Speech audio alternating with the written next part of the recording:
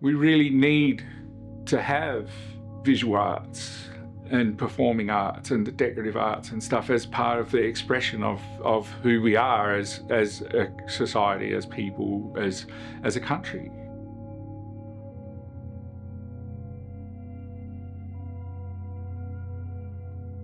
The things I make require a multi-step process that covers a lot of different sort of skill sets, I guess you could say. From working with cold coloured sheet glass to making that hot and stretching it into rods, and then working it cold again to cutting it up into pieces and putting it into a composition, and then turning that composition into a vessel or a panel or a sculpture or something like that, and then finishing that cold afterwards. So there's 5 distinct processes that you could use for your whole art practice.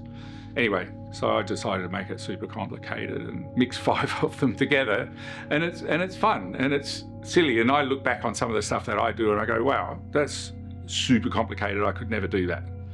And then I go and do it again.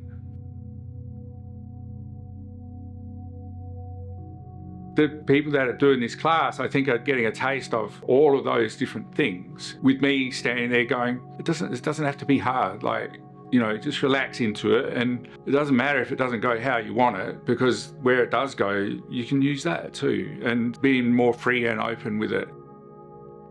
So I've been teaching for quite a while, like over 20 years, just short workshops, maybe 1 a year or something, or maybe more. And it's really, really great to see people take the stuff that I show them. People have gotten something from it and they go, well, I want to pursue that, I want to do that. And as an artist, that's your thing, is you're sharing, you know, either through your work, but if you get a chance to actually talk to other people that want to know about it and show them, it's great.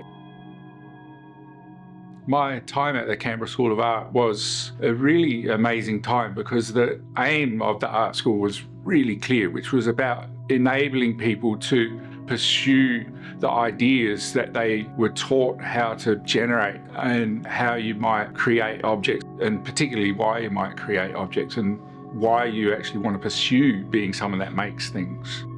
And because of the way it was funded, they were able to afford to do that.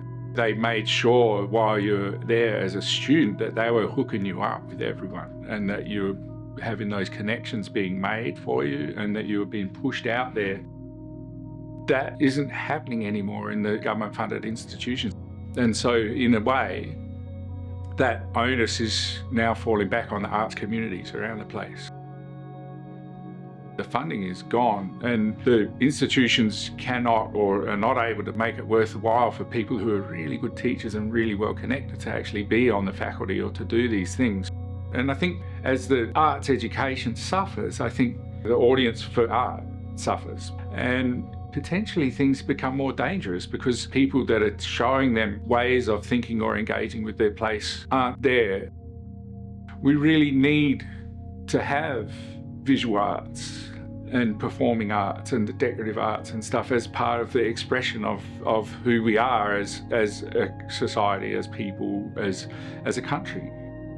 We need to understand and be able to express our environment in order to understand it. And part of the job of artists in a society is to help people do that, and to help people continue to stay engaged in the streets that they're walking down, and the buildings that they're inhabiting, and the plants that they're planting in their front yard.